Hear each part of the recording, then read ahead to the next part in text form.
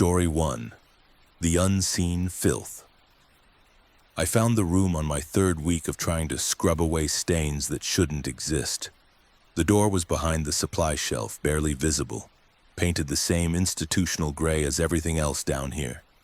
When I opened it, the smell hit me first. Old copper and wet concrete. Then I saw the floor. It was covered in the same shapes I'd been scrubbing upstairs every night. Handprints, dozens of them, all pointing toward the center of the room where something darker pooled. I backed out and locked the door. The next morning, the stains were back on the platform floor, exactly where they'd always been. I've been cleaning subway stations for 19 years. Started when I was 23, fresh out of a marriage that didn't take, looking for steady work that didn't ask too many questions. The Metropolitan Transit Authority was hiring, and night shifts paid better. Most people don't last more than a few months down here. The fluorescent lights hum at a frequency that gets inside your skull.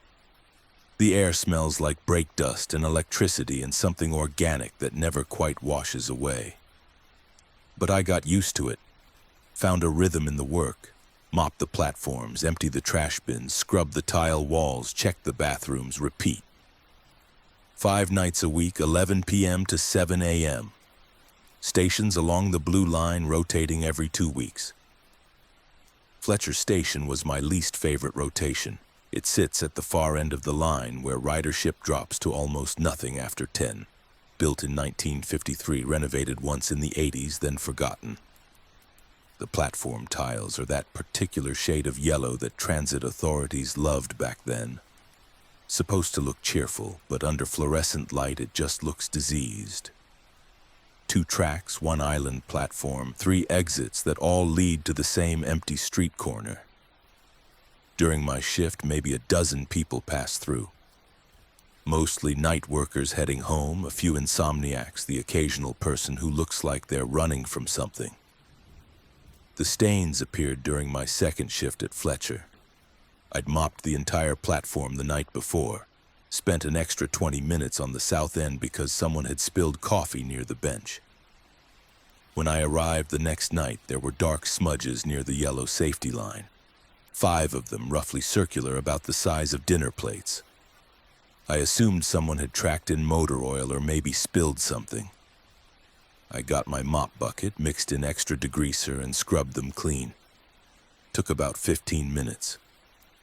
The concrete lightened right up. The next night they were back. Same spots, same size. I checked my log from the previous shift. I definitely cleaned them. I scrubbed them again, this time using a wire brush on the grout lines. Got down on my hands and knees and really worked at it. When I finished, you couldn't tell anything had ever been there. Night 4, they were back again. But this time there were 7 of them. And they'd moved. Closer to the tunnel entrance. That's when I started paying attention to the shape. They weren't random. Each stain had a distinct pattern, darker in the center, radiating outward in uneven streaks. Like something had been pressed against the concrete and dragged. I reported it to my supervisor, a man named Dale who'd been with the MTA for 30 years and treated every maintenance issue like a personal insult. He came down on night 5 with a clipboard and a flashlight, examined the stains for maybe 30 seconds, then told me it was probably seepage from the tunnel walls. Old stations like Fletcher had drainage issues, groundwater carrying rust and minerals. He marked it in his report and told me to use a commercial-grade cleaner, left a jug of it in my supply closet. I used the cleaner. It was industrial strength, the kind that requires gloves and ventilation. The fumes made my eyes water. I scrubbed those stains until my shoulders ached. When I finished, the concrete was so clean it looked brand new. Night 6. There were 12 stains. They formed a path now leading from the yellow line directly to the tunnel mouth, and I could see the pattern clearly. They were handprints. Palm, 4 fingers, thumb. Adult-sized, all pointing the same direction toward the darkness between the rails. I stood there for a long time, mop in hand, trying to rationalize what I was seeing. Maybe it was vandalism.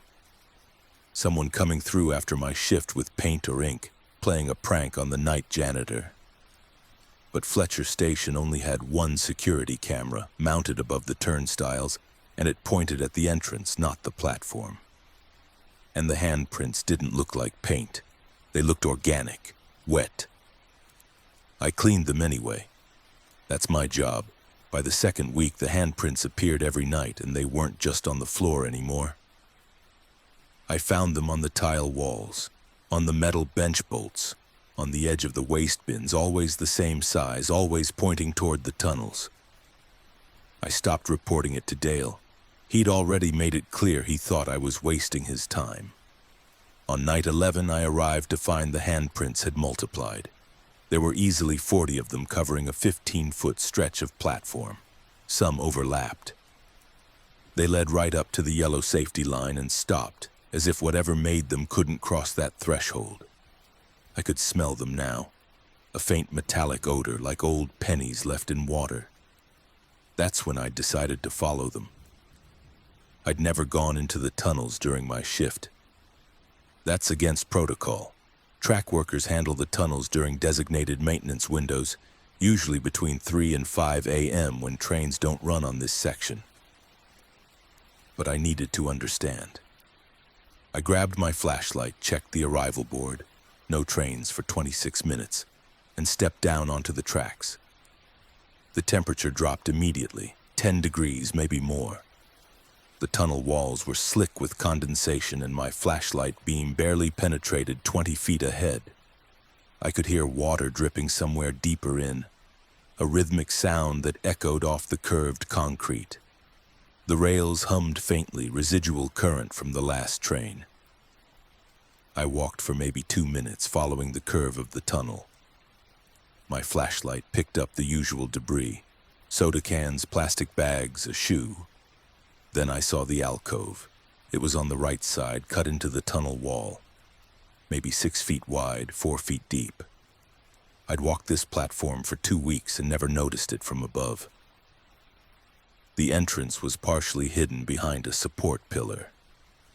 Inside, someone had stacked old wooden crates, the kind the MTA used decades ago for storing replacement parts. Behind the crates, barely visible, was a door. The door was metal, painted the same gray as everything else, with no handle. Just a push-bar mechanism, the kind that only opens from inside. But it was slightly ajar, maybe an inch. And from that gap, I could smell the same metallic scent that followed the handprints. I should have walked away. Should have reported it to Dale, let someone else investigate. But I'd been scrubbing those stains for 2 weeks. I needed to know. I pushed the door open. The room was small, maybe 10 by 12 feet. Maintenance space, probably, forgotten when they renovated the station. There was an old electrical panel on one wall. Long, disconnected wires hanging loose like dead vines. The concrete floor was bare except for a drain in the center, crusted with rust. And the handprints. They covered every surface. The floor, the walls, the ceiling. Hundreds of them overlapping, creating a pattern that made my eyes hurt to follow. All pointing toward the center of the room, toward the drain. I stepped closer, my flashlight beam shaking. Something dark pooled around the drain. Not water, thicker. It reflected light like oil, but moved wrong, pulsing slightly, as if it were breathing. That's when I heard the sound, a wet sliding noise coming from the drain, something moving down there, something pushing up against the grate. I backed out of the room, fast, didn't run but close. I pulled the door shut, heard the latch click. Then I moved the crates back in front of it, stacking them as tight as I could manage. My hands were shaking. I made it back to the platform just as a train pulled in, filled with tired night workers who didn't look at me. I cleaned the handprints that night, every single one, scrubbed until my arms burned. When I left at 7 a.m., the platform was spotless. The next night, the handprints were back, more than before. They covered the entire south end of the platform now, a mass of overlapping palms and fingers, and they were wet. Actually wet. When I touched one, my finger came away dark. I went back to the tunnel. The crates had been moved. The door was open again, wider this time, 3 inches, maybe 4. I could see into the room, see the pool around the drain. It was larger, spreading. I didn't go inside. I went back to my supply closet, found a padlock from the lost and found, and locked the door from the outside. It wasn't a great lock. Someone could cut it with bolt cutters, but it was something. The next night, the lock was gone. Not cut, just gone. And the handprints had spread to the north end of the platform. They were on the ceiling now, too, clustered around the light fixtures. I called in sick for the next 3 nights. Let someone else deal with it. When I came back, my supervisor was waiting.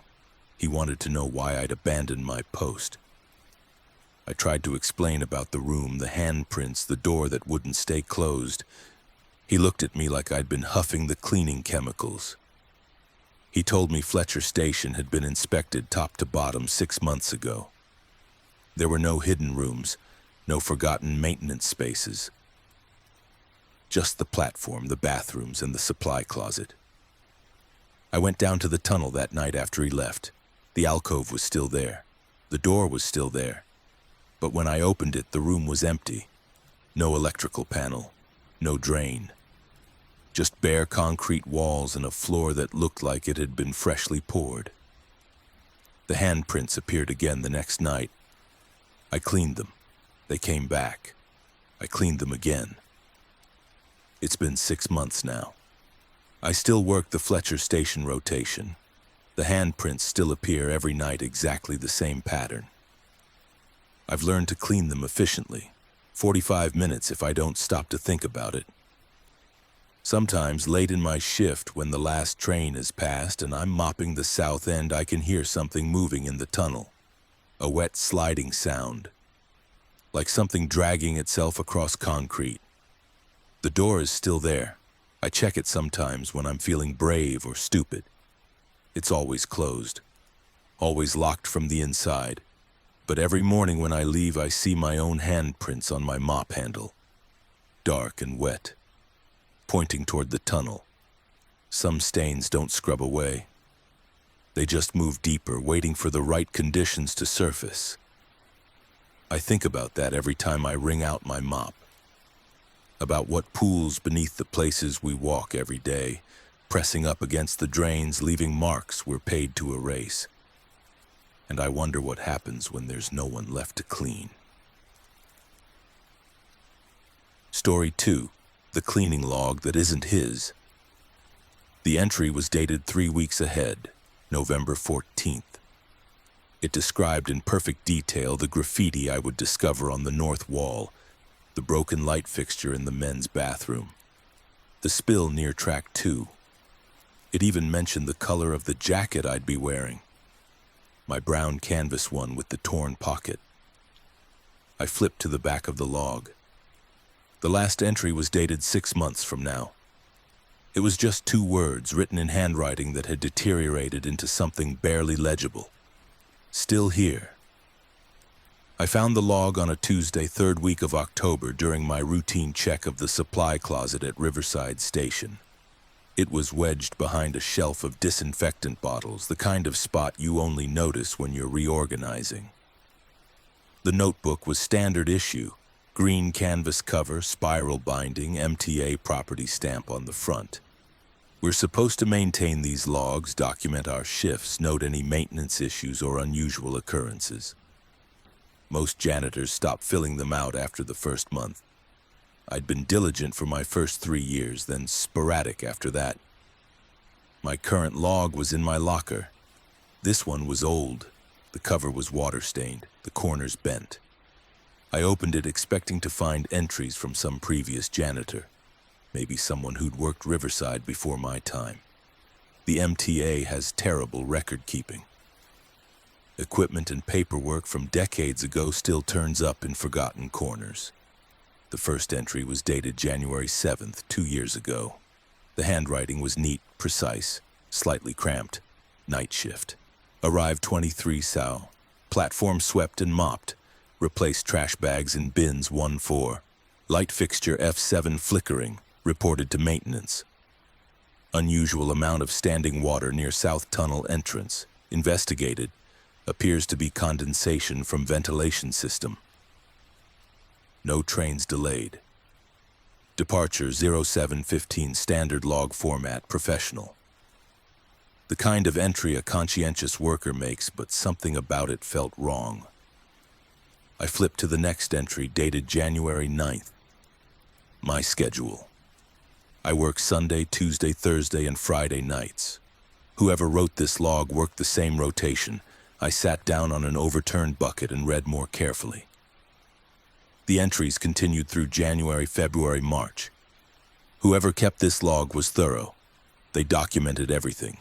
Temperature fluctuations, passenger incidents, the exact time each train arrived, the condition of the tile grout in the bathrooms.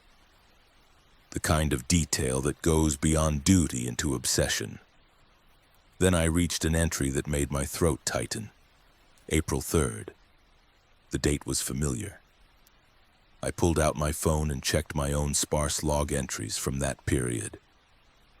April 3rd was the night I'd found the dead rat near the ticket machines.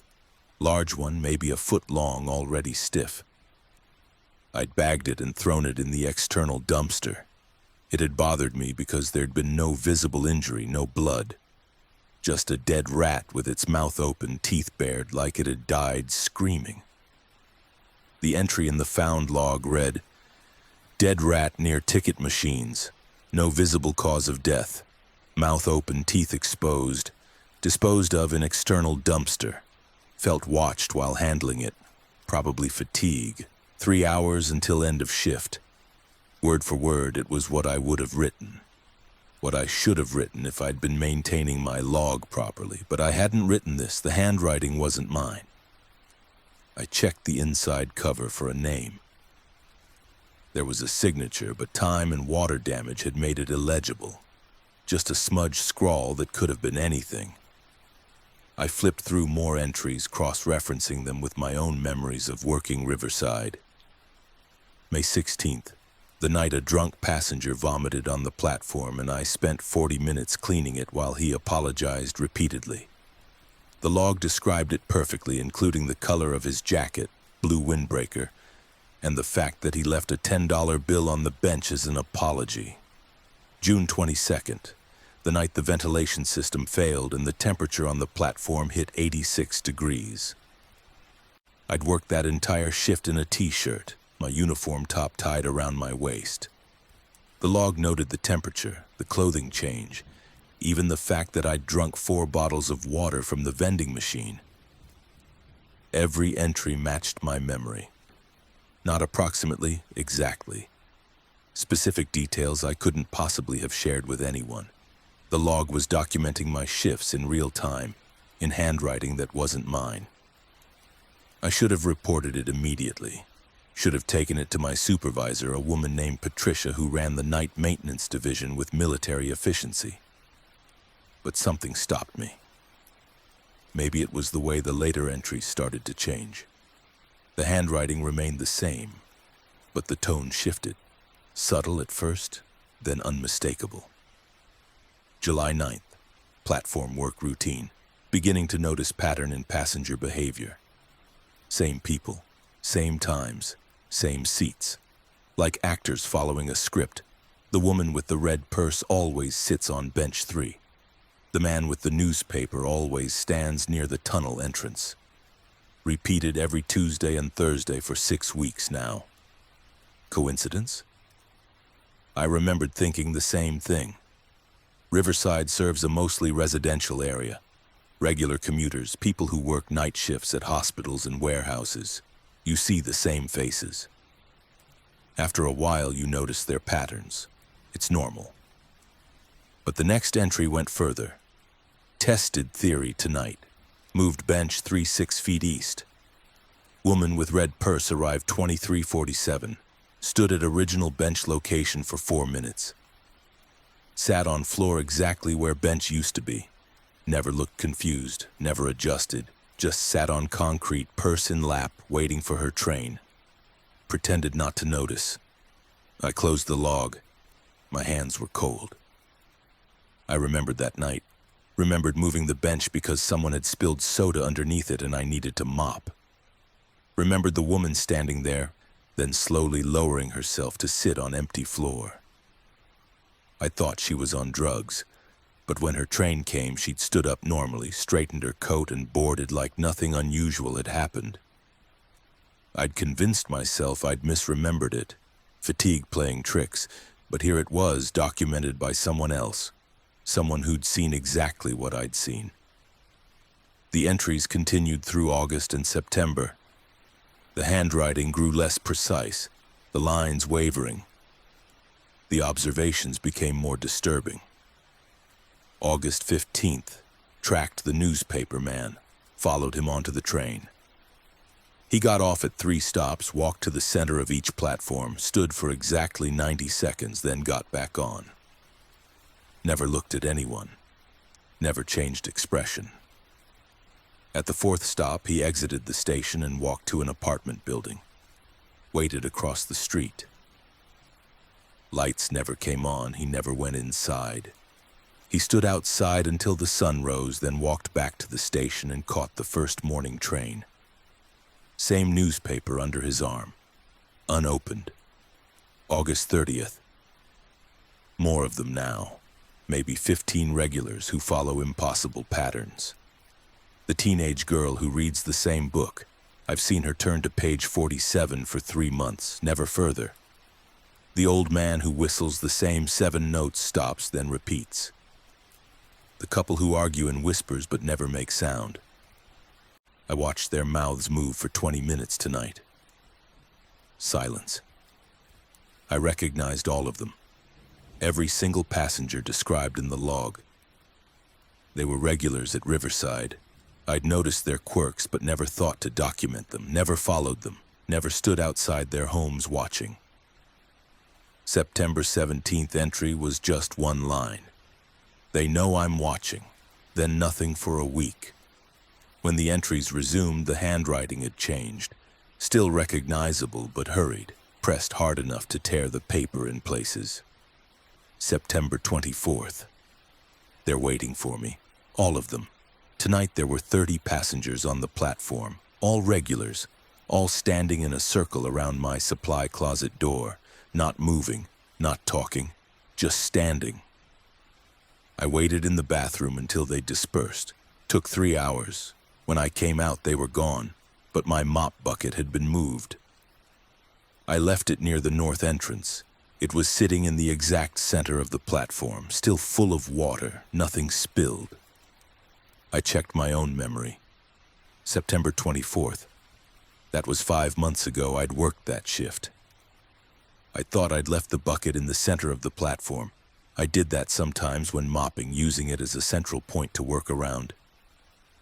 But now I wasn't sure. The next entries were worse. October 1st. Found writing in the supply closet. My handwriting. Notes I don't remember making. Instructions for cleaning patterns. Specific chemicals to use for specific stains. One note said, "Don't go into the tunnel at 3:17 a.m. I checked the arrival schedule. No trains run at 3:17. I set an alarm. I'm going to look. October 2nd, I looked. There's a train, not on the schedule, not on the tracks exactly. It runs parallel, maybe 10 feet east through solid tunnel wall. I could see passengers through the windows. They were all staring at me. I recognized some of them, former regulars, people I haven't seen in months. October 8th.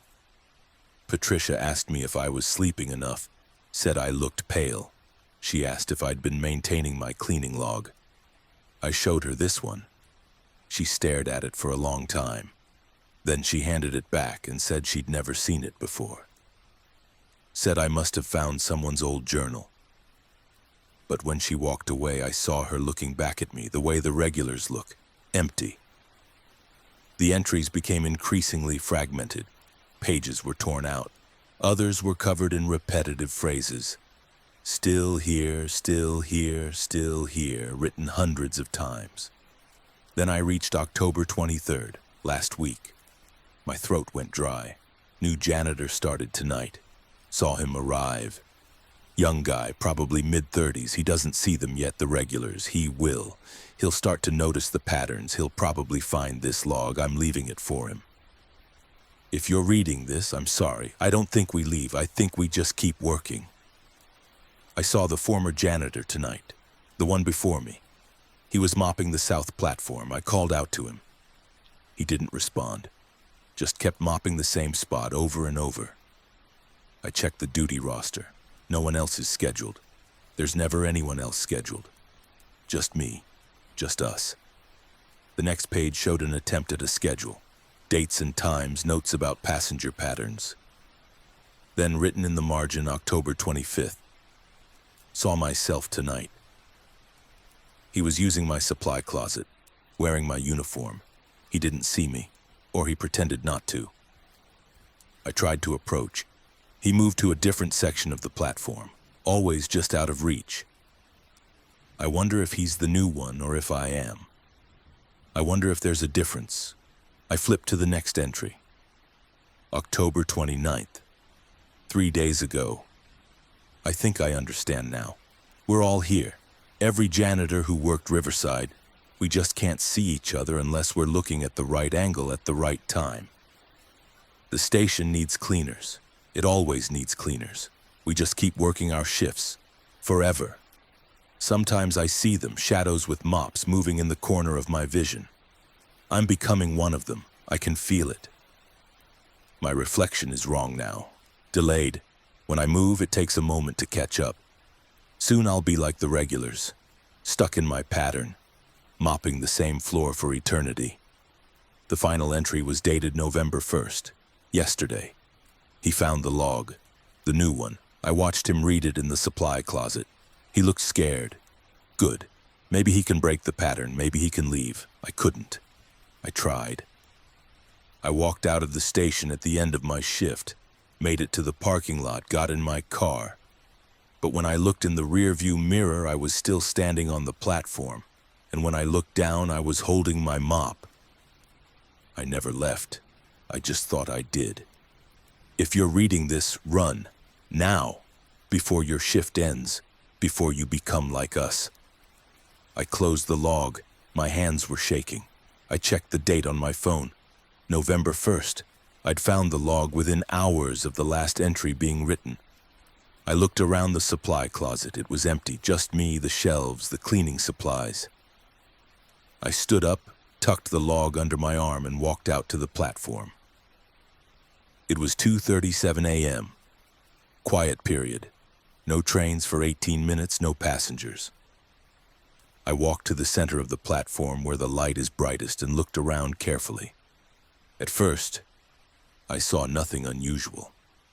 Then, adjusting my focus, looking at the space slightly to the side rather than directly at it, I saw him. A man in a janitor's uniform, MTA logo on the breast pocket. He was mopping the south end of the platform. Methodical, rhythmic movements. He had headphones in. I walked toward him. He didn't look up. I got within 10 feet. He seemed solid, real. I could hear the slosh of water in his bucket. "Hey!" I called out. He kept mopping. I tried again, louder. No response. I reached out to tap his shoulder. My hand passed through him. Not dramatically, just a slight resistance, like pushing through cold air. He flickered for a moment, then solidified, still mopping. I backed away, looked around the platform. Now that I knew how to look, I could see others. A woman cleaning the ticket machines. A man replacing trash bags. Another figure in the tunnel entrance, sweeping. All in MTA uniforms, all working in silence, all slightly transparent like old photographs layered over reality. I ran to the exit. Up the stairs, through the turnstiles, out to the street. The night air was cold. October in the city. I could see my car in the parking lot. I got in, started the engine, looked in the rearview mirror. I was still standing on the platform, holding my mop, staring at the spot where I'd just been standing. I turned around, looked back at the station entrance, then back at the mirror. On the platform, my reflection picked up the mop bucket and moved to a different section. Started mopping. I'm writing this in my car, the engine is running. The station is 50 feet away. I can see the entrance.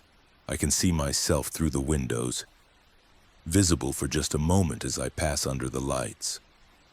Still working, still cleaning. I don't know which version is real. I don't know if I left or if I'm still down there convincing myself I escaped. The log is on the passenger seat. I've added this entry. I'll leave it in the supply closet for whoever comes after me. Maybe they'll have better luck. The sun's coming up. My shift ended 20 minutes ago. I should clock out, but when I check the duty app on my phone, it shows me as still active, still on the platform. The GPS is accurate. I'm at Riverside Station. I never left. Some logs document more than work history. They document the moment you realize you've become part of the pattern you were trying to understand. I've been staring at this page, trying to remember what my actual handwriting looks like. I'm not sure anymore. Story 3. The rustling beneath the sound started on my 4th night at Glenwood Station. A soft rustling like paper being crumpled coming from the supply closet. I opened the door expecting rats or loose insulation. The closet was empty, but the sound continued directly beneath my feet, traveling under the floorboards toward the platform. I pressed my ear to the concrete and heard it clearly. Something moving. Something large. Something that stopped the moment it realized I was listening. I've worked maintenance for the MTA for 11 years. Started as a track worker, moved to electrical, then settled into the night custodial position 5 years ago. The work suits me. I'm good with my hands, good with routine, good with being alone. Most people find the isolation difficult. The empty platforms, the long stretches between trains, the hum of ventilation systems that sounds like whispering. I find it peaceful. Glenwood Station is one of the older stops on the Orange Line. Built in 1961, renovated minimally in the 90s. 2 levels, the platform level and a lower service level that houses electrical rooms, water mains, and storage. The service level is accessed through a locked door behind the ticket office down a metal staircase. I have keys to everything, part of the job. The rustling started subtle. Night 4, around 1:30 a.m. I was restocking paper towels in the supply closet, a converted electrical room on the platform level.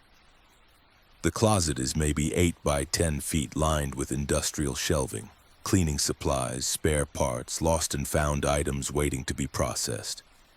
The rustling came from the back corner, behind a stack of cardboard boxes containing replacement light tubes. I assumed rats immediately. Glenwood has a rodent problem. The station backs up to an old warehouse district, plenty of food sources, easy access through drainage pipes. I've found nests before, dealt with them. I moved the boxes aside, shined my flashlight into the corner. Nothing. No droppings, no nesting material, no gnawed cardboard. The rustling stopped the moment I moved the boxes. I restacked them and went back to my work. 10 minutes later, the sound resumed. Same location, same rhythm. A soft, persistent rustling like something moving through dry leaves. I ignored it. End of shift came. I locked the closet and left. Night 5, the sound was louder, still coming from the supply closet, but more aggressive.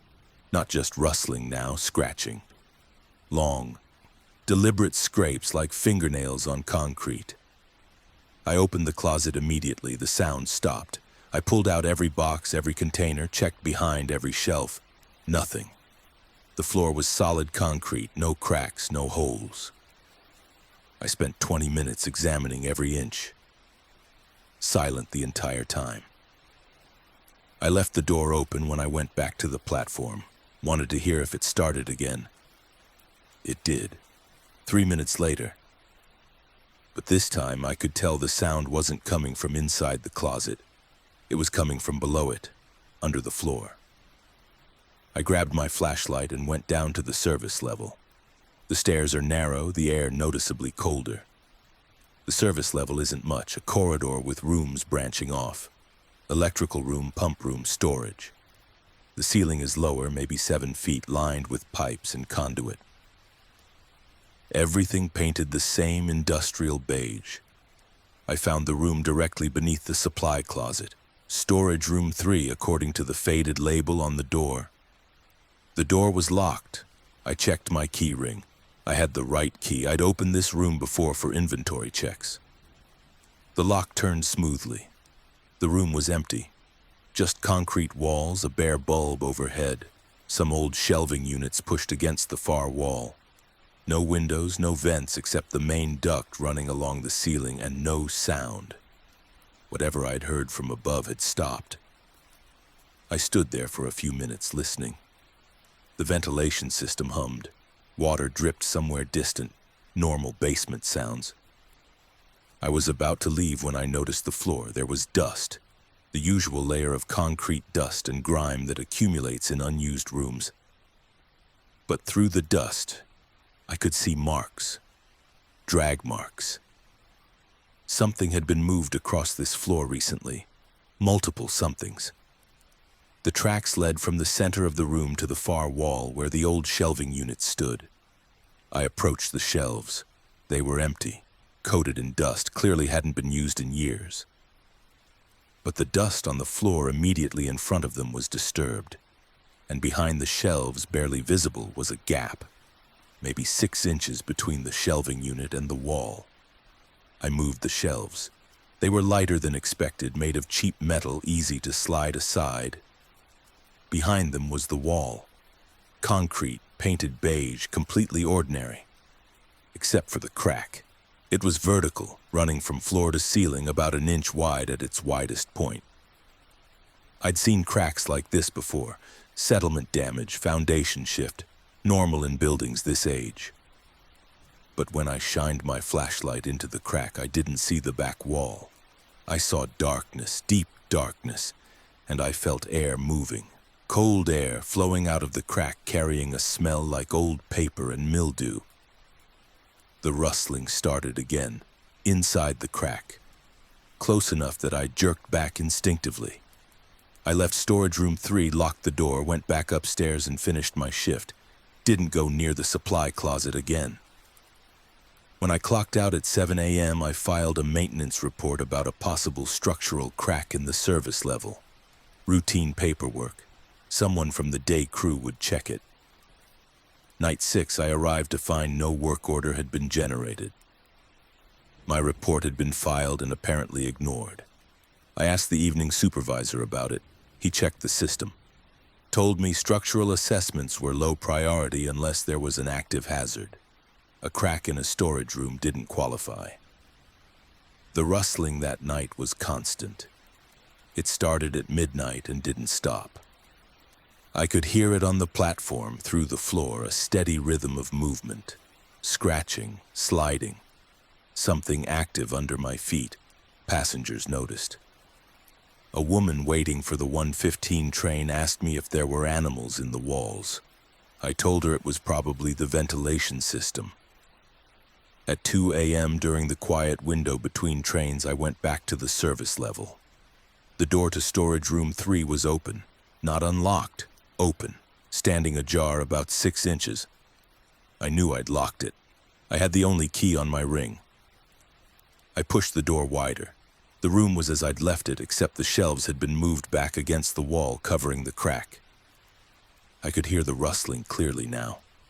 Behind the shelves. Steady and purposeful. I didn't move the shelves. I stood in the doorway and spoke into the room. This is a restricted area. If someone's in here, you need to come out. The rustling stopped. Immediate silence. So complete it felt like pressure on my eardrums. Then from behind the shelves, a voice, quiet, barely audible. Can't come out. I stepped back. The voice was wrong. Not the words. The sound itself, like it was coming from far away down a long tunnel, compressed and distorted. "Who are you?" I asked. Silence for a moment. Then, "Got turned around. You need to exit the station. This area is off limits. Can't find the exit, just tunnels. There are no tunnels down here, just rooms." A long pause. The rustling resumed, but different now. Faster. Agitated. "There are always tunnels," the voice said. "You just have to find the right crack." I backed into the corridor and pulled the door shut, locked it. The rustling grew louder, angry, scraping sounds that made me think of something trying to claw its way through concrete. I called my supervisor from the platform, told him there was someone in the service level, possibly homeless, possibly disturbed. He said he'd send security. Security arrived 40 minutes later, 2 guards, both looking annoyed at being called out. I took them down to storage room 3. We unlocked the door together. The room was empty, shelves against the wall, dust undisturbed, no crack. The wall behind the shelves was solid, seamless concrete. The guards looked at me like I'd wasted their time. I insisted I'd seen a crack, heard a voice. They examined the wall, found nothing. They filed a report noting false alarm, possible fatigue-related hallucination. After they left, I checked the wall myself, ran my hands over the concrete, smooth, unbroken. But when I pulled the shelves away, I could feel cold air against my palm. Not from a crack, from everywhere. The entire wall was breathing. Night 7, I arrived to find yellow caution tape across the service level entrance. A new work order on my tablet. Structural inspection scheduled, service level temporarily off limits. I was relieved. Someone else's problem now. But the rustling continued. Now it was all over the station, in the walls, in the ceiling, moving through the infrastructure like something alive. I could track its progress. Start at the south end near the bathrooms, move through the platform level, across the ticket hall, down into the service level. A circuit, repeating every 40 minutes. Passengers started complaining about the noise. The station manager came down personally on night 8. I walked him through the station, explained the pattern. He listened carefully, then pulled out a sound meter. We stood on the platform during a rustling cycle. The meter registered normal ambient noise. 55 decibels, background hum. "I don't hear anything unusual," he said, but I could hear it clearly. Right under our feet, scratching, sliding, the sound of something persistent and patient. "The structural team is coming tomorrow," he assured me. "If there's an issue, they'll find it." The structural team arrived on night 9, 3 engineers with scanning equipment. They spent 4 hours examining the service level, the walls, the foundation. I waited on the platform, listening to the rustling move around them. They emerged at 3 a.m. with their report. No structural damage, no cracks, no anomalies. Foundation solid. The station was sound. I asked about the crack in storage room 3. They showed me their scan data. Solid concrete, no voids, no separations. Whatever I'd seen was impossible. That night, after they left, I went back to storage room 3. The door was open again. The shelves were gone, and the crack was back. Wider now. 18 inches at the widest point. I could see into it. Not far. The darkness was too complete, but I could see the shape of it. Not a crack. An opening. An entrance to something. The rustling came from deep inside. Echoing. Multiple sources now, things moving in that darkness, moving toward the opening. I put the shelves back. Locked the door. Went upstairs and called in sick for the next week. Let someone else work Glenwood. But on my first night back, night 17, the station had changed. The supply closet was different, larger. When I opened it to restock, I realized the back wall had moved, 3 feet deeper. And through the gap where the wall used to meet the ceiling, I could see down into the service level. Into storage room 3. The crack was visible from above, a dark vertical line that seemed to pull at my vision. The rustling came from everywhere now, not just under the floors, in the walls, in the ceiling, behind every surface. The entire station was hollow, filled with spaces that shouldn't exist. And something moved in those spaces, multiple somethings, patient things that had found the cracks between here and wherever they'd been. I filed another report. The response was automated, no structural anomalies detected, all systems nominal. I still work at Glenwood. The rustling is constant now, part of the ambient sound like the ventilation hum. Most nights, if I listen carefully during the quiet periods, I can hear the voice from storage room 3. Still talking, still lost. Got turned around. Can't find the exit, just tunnels now. More tunnels every day. Sometimes when I'm mopping the platform or restocking supplies, I see movement in my peripheral vision. Shadows where shadows shouldn't be. Shapes slipping through gaps in the tile work. I don't investigate anymore. I do my job and I leave. The station manager asked me last week if I'd ever been down to sub-level 2. I told him Glenwood doesn't have a sub-level 2. He showed me a revised station schematic on his tablet. There it was, sub-level 2, added to the blueprint sometime in the last month. 3 floors down, accessed through storage room 3. I asked him who added it. He said it had always been there. Some buildings grow, adding rooms and corridors that fold into spaces too small to contain them. The rustling is the sound of walls settling into their new configurations, of tunnels extending through foundations that weren't there last week. I hear it every night. I hear it getting closer, and sometimes when I unlock the supply closet, I see more boxes than I remember stocking. Containers I don't recognize. Supplies for rooms that don't appear on any map. The crack is spreading, I can feel it. Soon it won't need the service level. It'll open right here on the platform during the middle of a shift. And whatever got turned around down there will finally find its way out. Story 4. The Phantom Smell. The smell hit me the moment I unlocked the closet on my first night at Crossway Station. Copper and rot and something sweet underneath, like flowers left too long in stagnant water. I scrubbed every surface with industrial cleaner.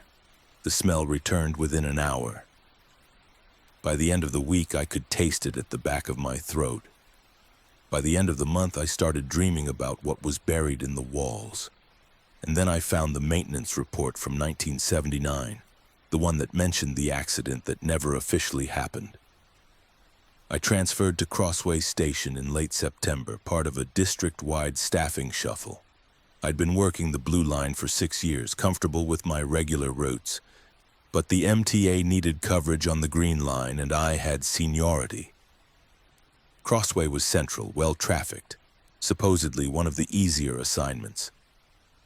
Good lighting, regular security presence, updated facilities. The previous janitor had retired after 15 years. I was told it was a smooth operation.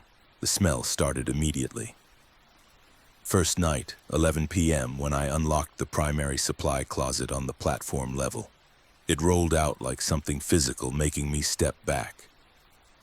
My first thought was a dead animal. Rat, cat, maybe a possum that had found its way into the ventilation system. That smell, organic decay but with a metallic edge. Copper wire burning, old blood, and underneath incongruously something floral, like funeral flowers.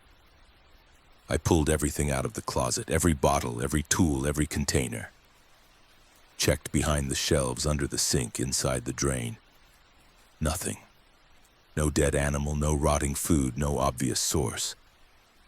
I mixed a strong bleach solution and scrubbed the entire closet. Walls, floor, ceiling, shelves. The smell faded somewhat during cleaning, but within an hour of locking the closet again, it was back. Stronger. I reported it through the maintenance app. Possible dead animal in ventilation system, investigation needed. The response came the next day. Ventilation at Crossway Station service 2 weeks prior, no issues found. I was instructed to use industrial odor neutralizer supplied in storage. I used the neutralizer. Sprayed the entire closet, the adjacent corridor, the platform areas. The chemical smell of the neutralizer mixed with the phantom smell, creating something worse. Sweet rot, an artificial pine. Passengers started commenting.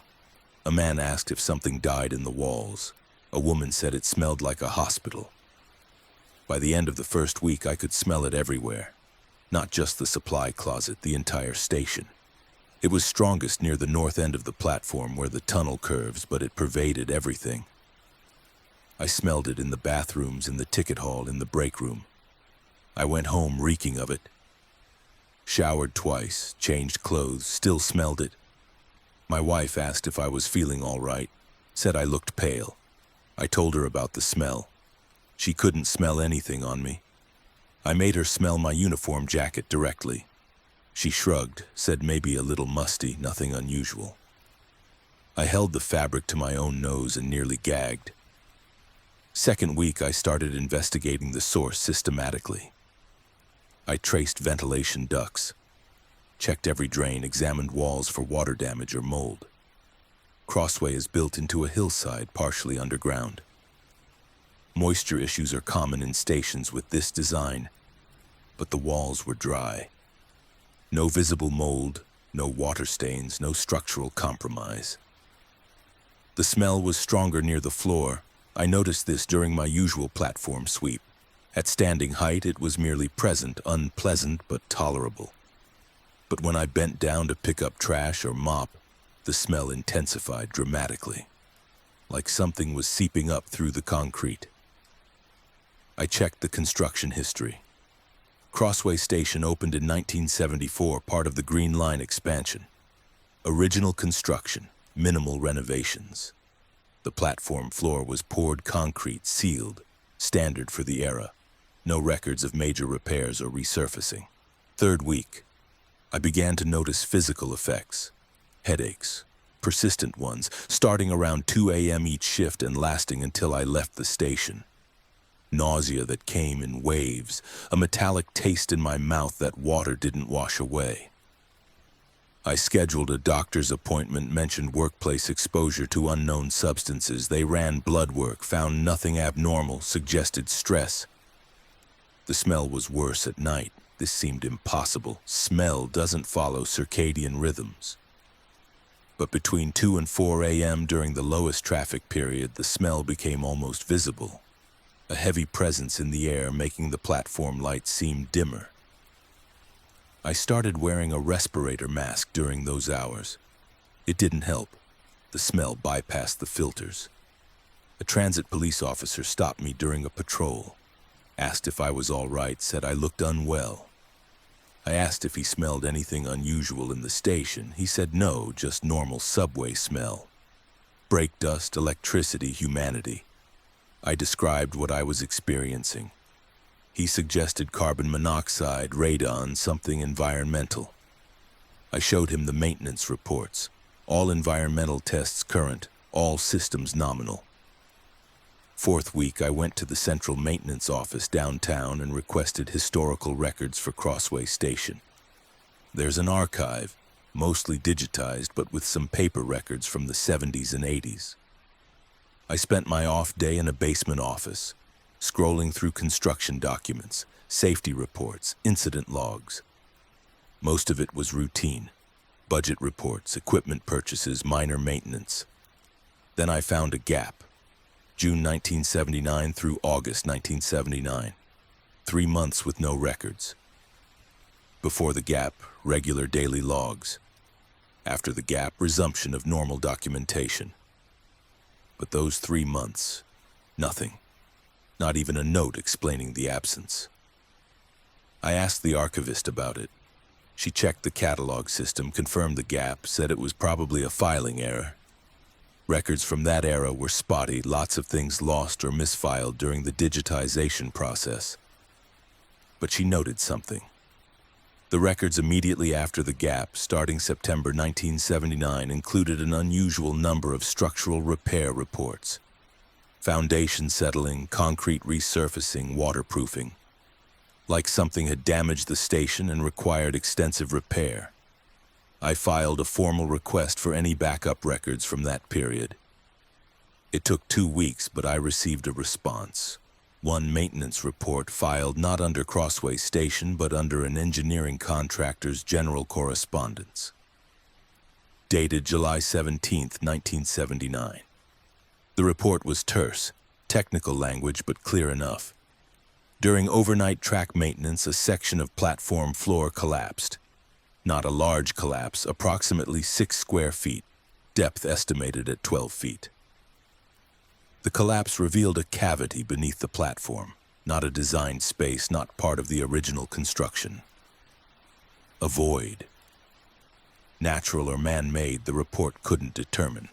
The cavity contained remains, human remains.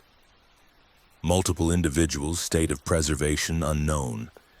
The report recommended immediate sealing and concrete backfill. No excavation, no investigation, no public notification. The collapse was attributed to foundation settling, the platform was resurfaced, and the incident was classified as resolved. The location of the collapse was noted, north end of platform, 15 feet from tunnel entrance. Exactly where the smell was strongest. I brought this to my supervisor, showed her the report, asked if there was any record of remains being removed, of a proper investigation. She read it carefully, then told me this was 45 years old. Whoever filed this was long retired or dead, and there was no evidence this report was even about Crossway. The contractor worked on multiple stations, could have been anywhere, but I knew. The smell knew. 5th week, I started having dreams. Same dream, night after night. I'm working my usual shift, mopping the platform. The floor cracks under my mop. Small crack, thin as a hair. I bend down to examine it, and the smell pours out. So strong I can't breathe. The crack widens. I try to step back, but I'm rooted, can't move. The floor crumbles, and I'm falling into darkness, into a space full of something that used to be people. And they're reaching up, and they smell like copper and rot and flowers. I wake up tasting the smell. It's in my bedroom, it's in my skin. My wife insisted I take time off, said I looked terrible, that I wasn't sleeping. I took 3 days, stayed home, tried to rest. But the smell followed me. I could smell it in our apartment, in the grocery store, in the park. Everywhere smelled like Crossway Station, like buried things, like forgotten people. I went back on night 28. The smell was worse. I could see other people reacting now. Passengers wrinkling their noses, moving away from certain areas of the platform. Security walked through, commented on a possible gas leak. Maintenance came, tested for gas, found nothing. I began my shift on the north end where the smell originated. I got down on my hands and knees and examined every inch of floor, looking for cracks, seams, any evidence of the 1979 repair. The concrete looked uniform, professionally finished. But when I pressed my ear to the floor, I could hear something. Faint, a settling sound, shifting. I retrieved a hammer from my supply closet. Stood at the north end where the old report said the collapse occurred. Raised the hammer. Thought about what I was doing. Thought about the people below, if they were still there, if 45 years of ceiling and concrete had held. I brought the hammer down. Not hard, just a tap. Testing. The concrete cracked. Not a large crack. Maybe 4 inches long, hairline thin. But immediately, the smell erupted, overpowering. I staggered back, dropped the hammer. The crack didn't widen, but I could see darkness through it. Deep darkness, and the smell carried sound. A whisper, dozens of whispers overlapping, too faint to distinguish words. I mixed quick-dry concrete patch from my supply closet, filled the crack, sealed it thoroughly. The smell faded slightly but didn't disappear. The whispers continued, muffled by the patch but still audible if I pressed my ear close. I filed an urgent maintenance request. Possible structural compromise, immediate inspection needed. The response came within hours, inspection scheduled for end of month. The inspection happened night 31. 2 engineers, ground-penetrating radar, the works. They scanned the entire north end of the platform. I waited, hopeful they'd find the cavity, find evidence, find something that would validate everything I'd experienced. They found nothing. Solid concrete, 18 inches thick, no voids, no anomalies. The platform was structurally sound. One engineer told me the station was built to last another 50 years minimum. I showed them where I'd cracked the concrete. They examined it, noted the patch I'd applied, said it was barely visible, asked why I'd damaged transit property. I tried to explain about the 1979 report, the cavity, the remains. They looked at me with that expression I'd seen before, concern mixed with dismissal. After they left, I stood alone on the platform during the 3 a.m. quiet period. The smell was overwhelming now, inescapable. I understood finally the cavity was still there. The remains were still there. Not in any physical space the radar could detect. They'd been sealed, forgotten, buried in concrete and paperwork and institutional amnesia. But they were present. They had always been present. The smell wasn't coming from the ground, it was coming from the station itself. From the walls, the air, the light.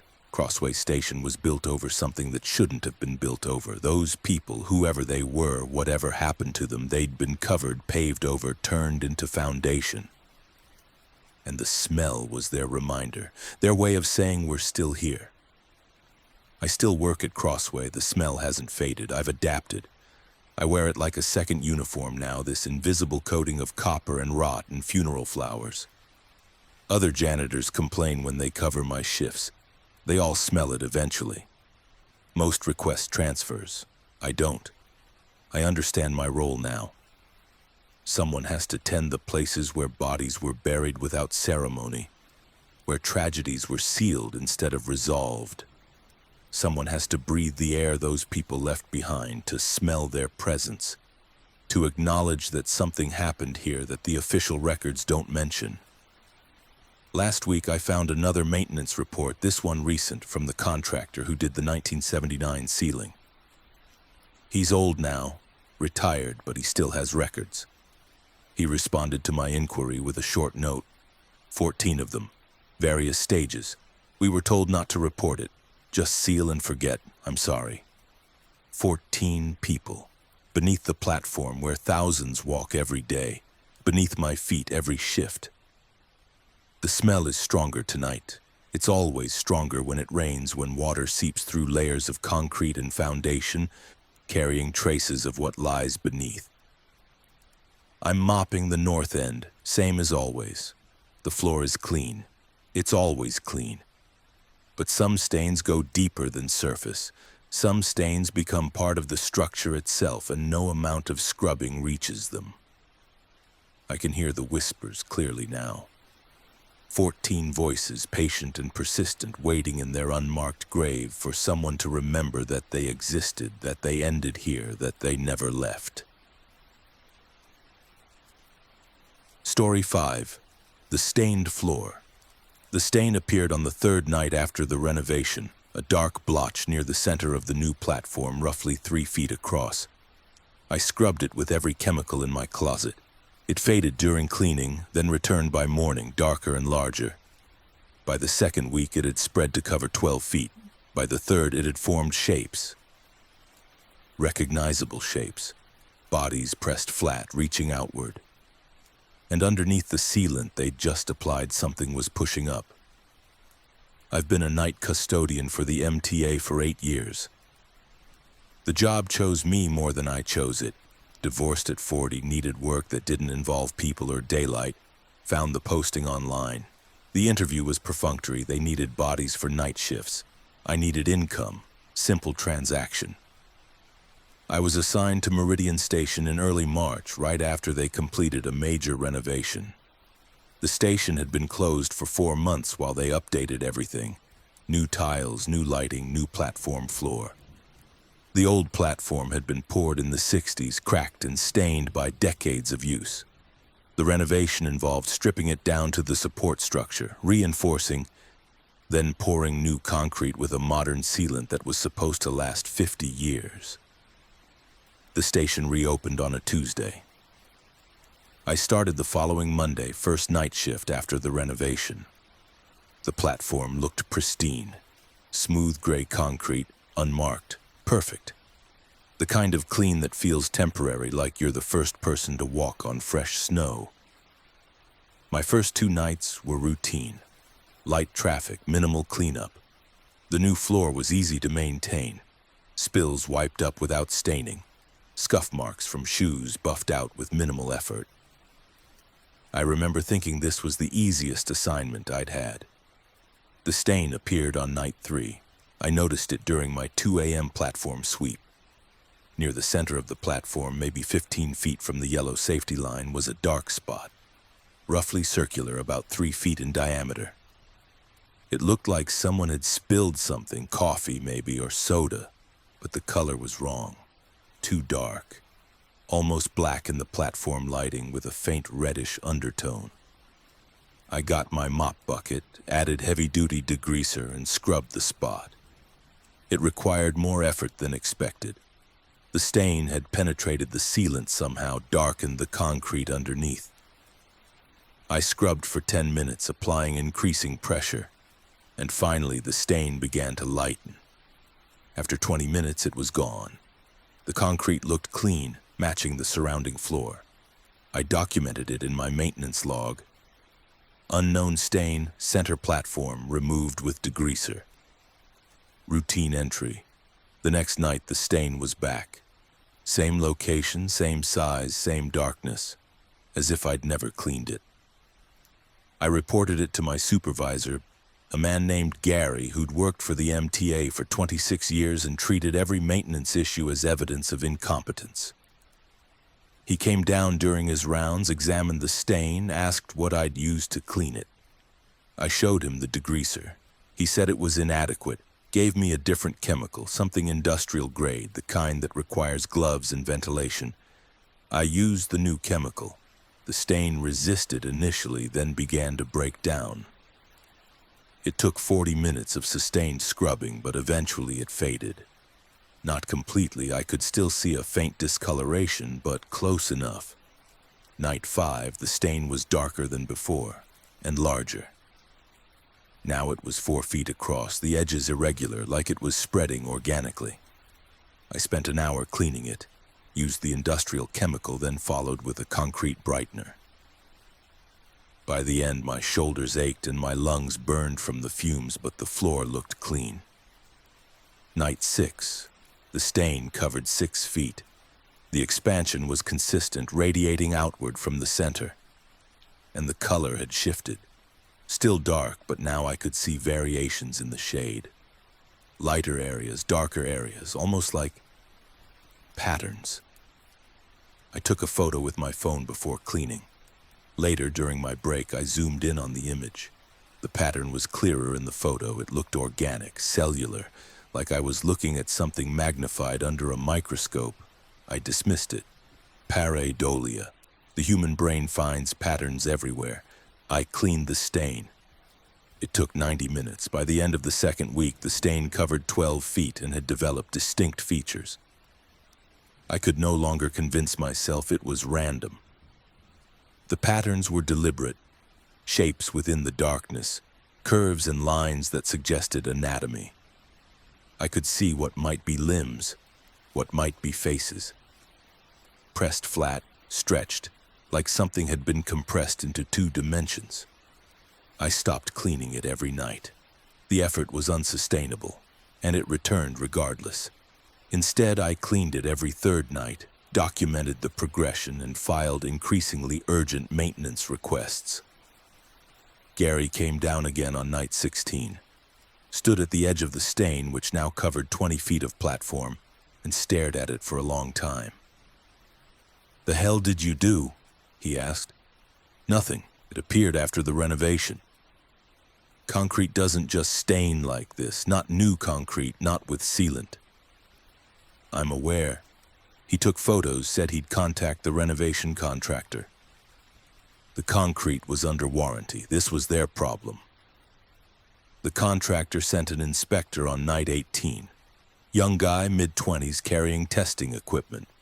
He took samples of the stained area, scraped concrete into sample bags, measured the extent of the discoloration. He was there for 2 hours, barely spoke to me. When he finished, he said the results would take a week. The results came back inconclusive. The concrete composition was normal. The sealant was intact. No contamination, no foreign substances, no explanation for the staining. The inspector's report suggested possible chemical reaction with underlying substrate and recommended continued monitoring.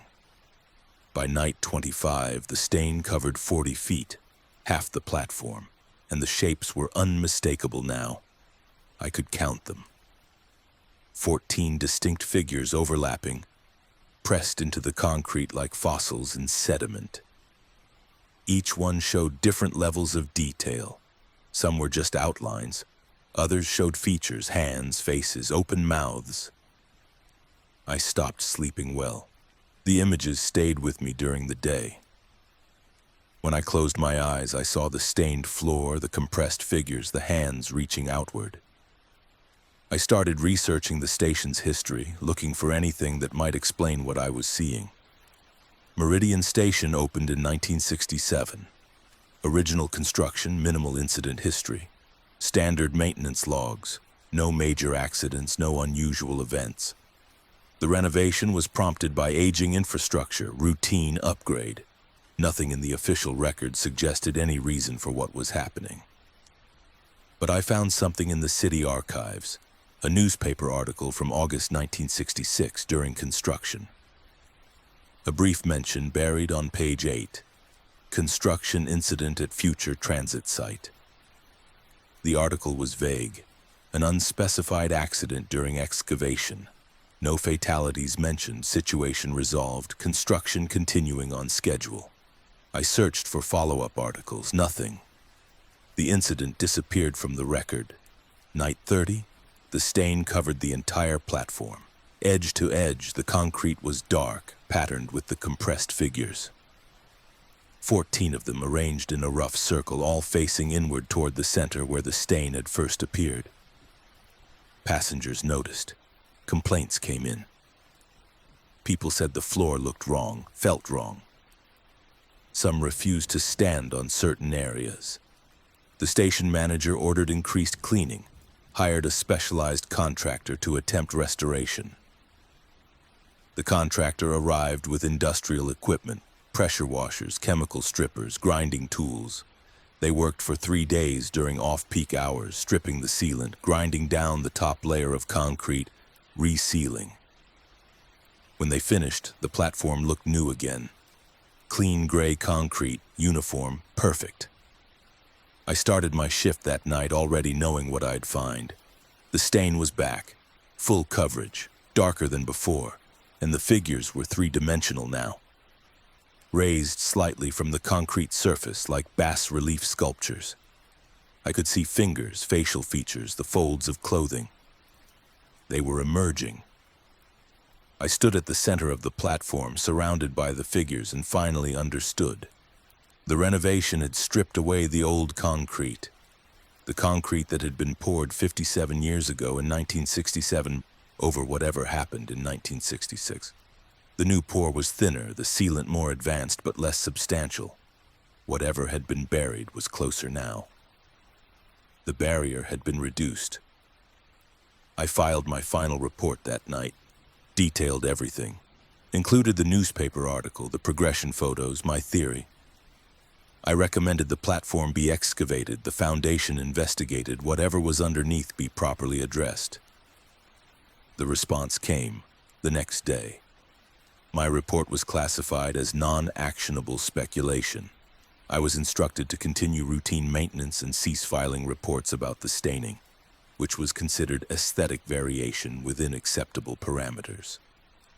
Night 35, I arrived to find they'd painted the platform. Thick gray epoxy paint covering everything. The stain was invisible under the paint. Problem solved. I lasted 4 more nights.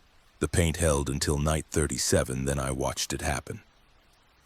Stood at the north end of the platform during the 3 a.m. quiet period and watched the stain bleed through. Not gradually, rapidly. The paint darkened in spreading patches, the figures emerging like photographs developing. Within 20 minutes, the stain had returned completely, the paint now just another thin layer over what was underneath. But the figures were different. They'd moved, shifted position. Some had turned, facing outward now instead of inward. Some had raised their arms. One near the center had its hand pressed flat against the surface, fingers spread wide as if pushing. Night 39, the first crack appeared. Hairline fracture running through the center figure's palm. I reported it immediately. Structural integrity issue. Required urgent inspection. The inspection happened the next day. Engineers determined the crack was minor surface settling, no structural concern. They filled it with concrete patch. Night 40, there were 12 cracks, all radiating from the center, all following the outlines of the figures. Night 41, I watched a section of the platform shift, just slightly, maybe a quarter inch. The concrete buckled, pushed upward from below. The painted surface split further. Through the cracks, I could see darkness. And from the darkness, the smell. The same smell I'd heard about from the janitor at Crossway. Copper and rot and flowers. I didn't clean that night. I stood on the platform and watched the floor transform. By 4 a.m., large sections had buckled. The cracks had widened. Through the gaps, I could see what looked like fabric. Deteriorated, darkened, but recognizable. Clothing. And beneath the clothing, something that used to be bone. The station was closed the next day. Emergency structural assessment. I was placed on administrative leave pending investigation. They implied I had sabotaged the floor somehow, damaged the concrete deliberately. The investigation took 2 weeks. During that time, they excavated the platform. I wasn't present, but I read the reports later. Beneath the new concrete, beneath the old concrete, they found the cavity. 12 feet deep, irregularly shaped, and inside the cavity they found 14 bodies. Various states of preservation, some skeletal, some partially mummified by the dry conditions, all wearing clothing from the mid-1960s. The official explanation was an accident during original construction. A collapse. Workers trapped, sealed over rather than recovered. The incident from 1966. Covered up, forgotten, buried under 57 years of daily commutes. The bodies were removed, proper investigation, identification attempts, eventual burial. The platform was filled, reinforced, repoured. Meridian Station reopened 3 months later. I was cleared of sabotage charges but not rehired. They said my psychological state made me unsuitable for continued employment. I was given a settlement and a non-disclosure agreement. I signed the NDA, but I still think about those figures pressed into the concrete, about how they'd been there all along, under every footstep, under decades of cleaning and maintenance and institutional denial, about how the renovation, meant to improve, to modernize, to erase age, had instead thinned the barrier between the present and what we'd buried. Some improvements reveal more than they conceal. Some new floors are thinner than what they replaced, and some stains aren't stains at all. They're windows pressed open by time and proximity, showing us what we built our daily routines upon. 14 people who clocked in and never clocked out, who became part of the foundation, who waited in darkness for someone to finally see them. The new platform at Meridian is beautiful. I've been back to look from the street level through the entrance glass. Pristine concrete, perfect lighting, smooth and clean. I wonder how long it will last before the stains return, before the figures press upward again, before the next janitor stands at 3 a.m. and watches the floor remember. Story 6. The Janitor's Watch. The footage showed me at the far end of the platform, mopping an area I'd never worked. I watched myself move with mechanical precision, covering the same 3-foot section repeatedly for 40 minutes. Never looking up, never varying the pattern. When I tried to access the timestamp, the system crashed. When I checked the duty log, there was no record of me being on shift that night. When I asked the station manager about it, she stared at me for a long time, then said quietly, "This happens sometimes. Don't watch yourself work." I've been a custodian for the Metropolitan Transit Authority for 12 years. The work is solitary, methodical, and predictable. Those qualities appeal to me. I was never comfortable with people, never good at navigating social expectations. The night shift solved that problem. Between 11 p.m. and 7 a.m., the subway belongs to workers and insomniacs and people running from things. They don't want conversation. Neither do I. Pemberton Station has been my assignment for 4 years. It's a mid-sized stop on the Red Line, 3 levels deep, moderate traffic even at night. 2 platforms, 4 tracks, multiple storage rooms, and equipment spaces. The station was built in the late 70s, updated in the 90s, then mostly forgotten. It functions smoothly enough that management doesn't pay much attention. Perfect. The control room is on the administrative level, between the platform and street level. It's a small space, maybe 10 by 15 feet, lined with monitors showing feeds from security cameras throughout the station. 23 cameras total, covering entrances, platforms, corridors, and critical infrastructure points. The feeds record to a digital system kept for 90 days before automatic deletion. Cleaning the control room isn't part of my regular duties. It falls under facility maintenance, handled by day crew. But on night 97 of my annual cycle, I track my shifts precisely. I received a message through the duty app. Control room needs cleaning, water damage from ceiling leak, clean and document. I gathered supplies and went to the control room around 2 a.m. during the quiet window. The door was unlocked, which was unusual. Control room access is restricted, requires key card authentication, but the door stood slightly ajar, lights on inside. I entered cautiously. The room was empty, no water damage that I could see. The ceiling tiles were intact, no staining, no evidence of leaks. The monitors were active, cycling through camera feeds on an automatic rotation. The equipment hummed quietly. I checked my app again. The cleaning request was still there, marked urgent, logged by the station manager, Helen Kurtz. I called her office. No answer. I sent a message. No response. I decided to clean anyway. Document the lack of water damage, complete the task. I started with the floor, then moved to the desk surfaces, careful not to disturb the equipment. While wiping down the monitor bank, I accidentally pressed something on the keyboard. The monitors stopped cycling and locked onto 4 fixed camera angles. Platform A, Platform B, North Corridor, and the equipment room on sub-level 2. Standard views. I was about to reset the cycling when I noticed something on the Platform A feed. Someone was working. A figure in MTA custodial uniform mopping the far end of the platform.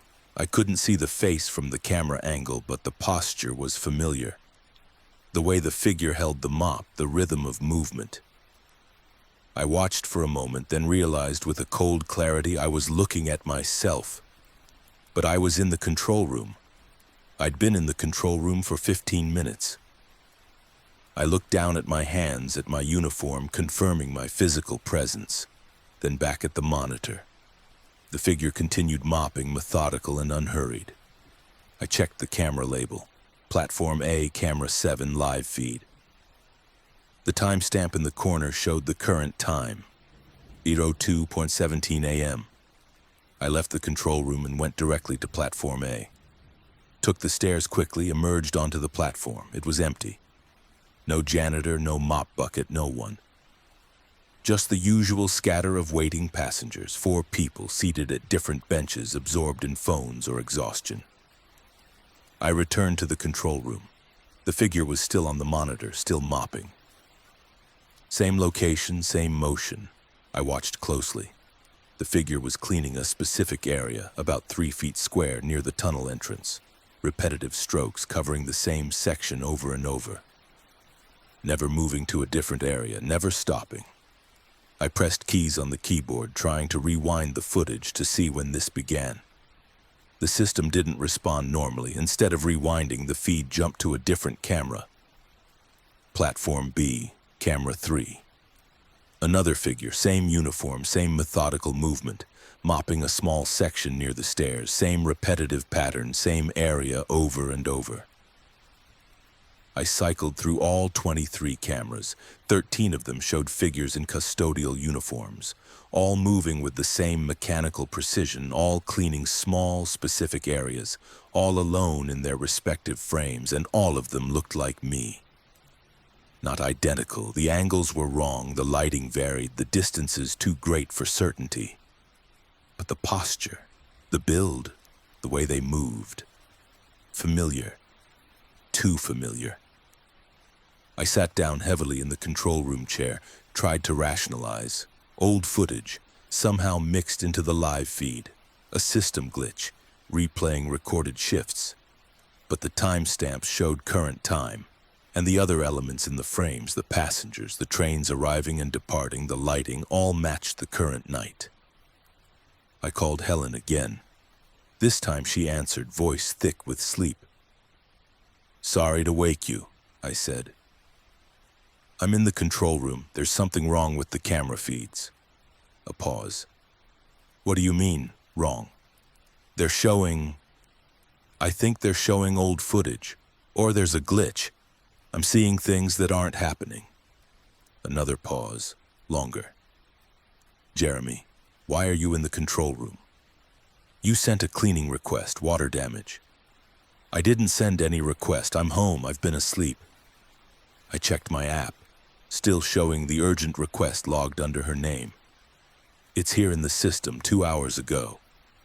"Jeremy." Her voice changed, became careful. "Are you feeling all right? Do you need to go home?"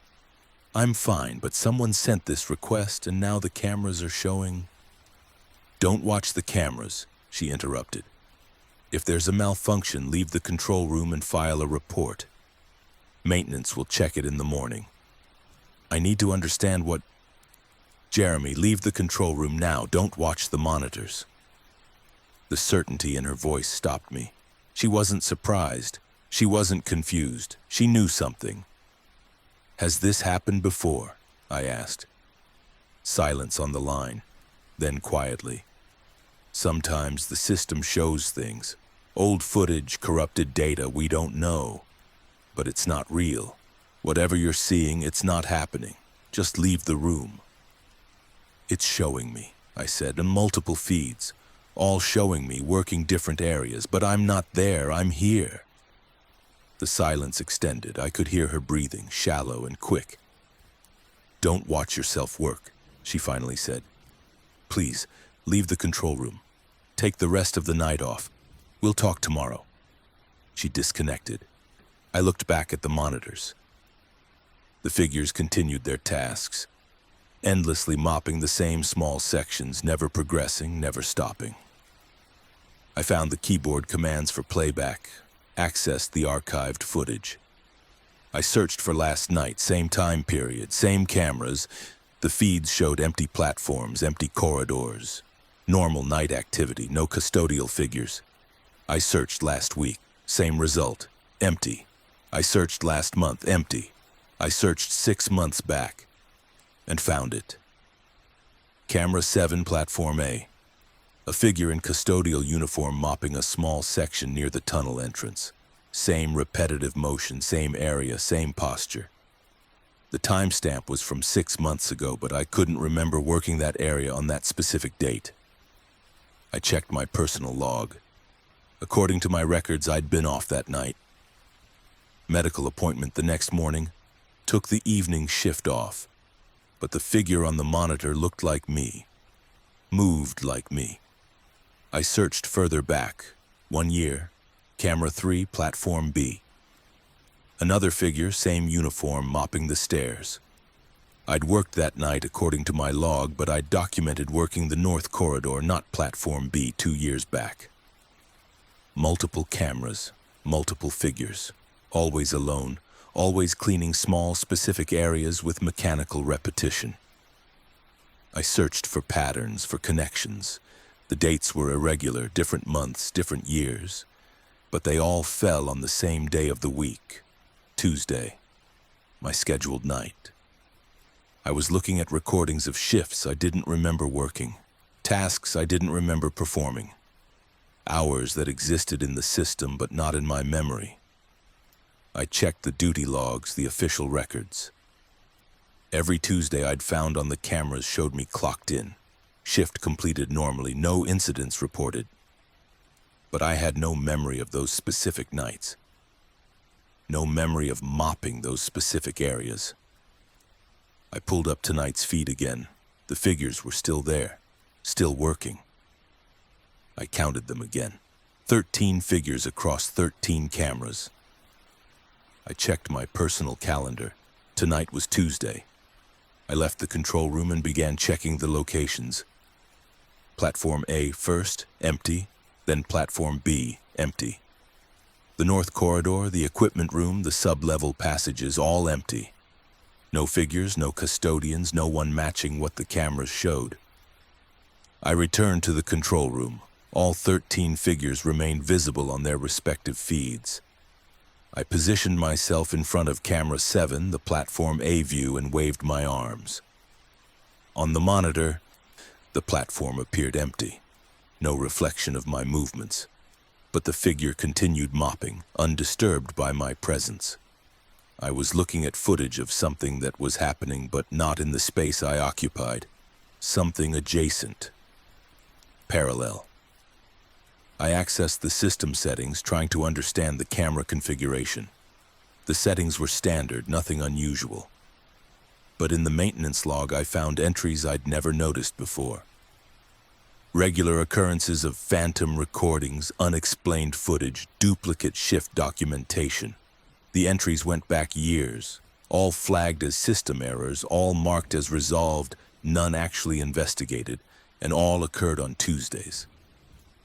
I sat in the control room until 5 a.m., watching the figures work. They never stopped, never looked up.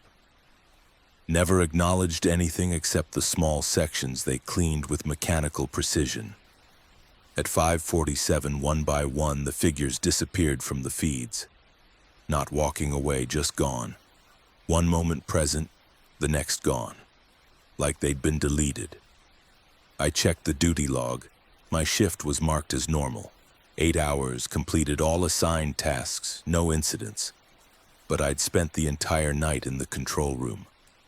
Helen called me the next afternoon, asked me to come to her office. She looked tired, like she hadn't slept. She gestured for me to sit, then pulled out a folder. "I need to tell you something," she said. "About Pemberton Station, about the night shift." She opened the folder. Inside were reports going back decades, all documenting the same phenomenon. Night custodians seeing themselves on security feeds, performing tasks they didn't remember. The reports were consistent, always Tuesdays, always showing figures working specific areas with repetitive mechanical behavior. "We don't know what it is," Helen said. "The best theory we have is that it's some kind of temporal overlap, recording fragments from shifts that did happen or will happen or happen in some parallel iteration. The system captures them sometimes. Why didn't anyone tell me?" Because most custodians never access the control room, they never see it. And the ones who do, she paused, usually request transfers. Sometimes they quit. Sometimes they become obsessed, spend all their time watching the feeds, trying to find themselves. We can't have that. How long has this been happening? Since the station opened. It's in the construction reports, if you know where to look. Something about the location, the depth, the way the tunnels curve, it creates echoes, not sound, something else. I thought about the figures on the monitors, endlessly cleaning the same small sections. Those areas they're cleaning, the specific spots, what's there? Helen closed the folder. We don't know. We've inspected them. There's nothing unusual, just concrete and tile. But every figure, every recording, they all focus on particular spots, like they're trying to clean something that isn't visible to us. Am I doing it? I asked. During my normal shifts, am I cleaning those spots? We don't know.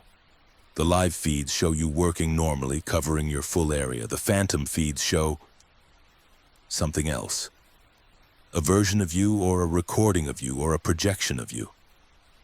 Doing work that might be necessary in some other layer of reality we don't perceive. She leaned forward. Jeremy, I need to ask. Do you want to continue working here? No judgment if you don't. We can transfer you. We have protocols for this. I thought about it, about the solitary work I'd grown comfortable with, the predictable routine, about the figures on the monitors trapped in their repetitive tasks, never progressing, never stopping. What happens if I stop working Tuesdays? I asked. We don't know, maybe nothing, maybe the recordings stop, or maybe they continue and you just don't see them anymore. I accepted the transfer. I work at Franklin Station now, different line, different schedule, no Tuesdays. The work is the same, the solitude familiar. But sometimes, during the quiet hours, I wonder about Pemberton. About the control room and the 23 cameras, about what they're recording right now, on Tuesday nights, in the spaces between what's happening and what's captured. The new custodian at Pemberton lasted 3 months before requesting a transfer. The one after that lasted 6 weeks. Helen stopped trying to fill the position permanently. Now they rotate people through short-term assignments, never long enough to notice the patterns. But I know the figures are still there, still working their endless shifts, cleaning spots that don't appear dirty to human eyes, trapped in a loop of duty and routine that transcends normal time. Still mopping the same 3 feet of concrete over and over forever. And sometimes I check my own reflection in the platform glass and wonder, am I watching myself or is something watching me? Is this the real shift? Or am I the phantom performing tasks I'll never remember, captured by cameras that see deeper than they should? Some recordings don't stop when you clock out. Some shifts continue in rooms you'll never enter, visible only to whoever's brave enough to watch.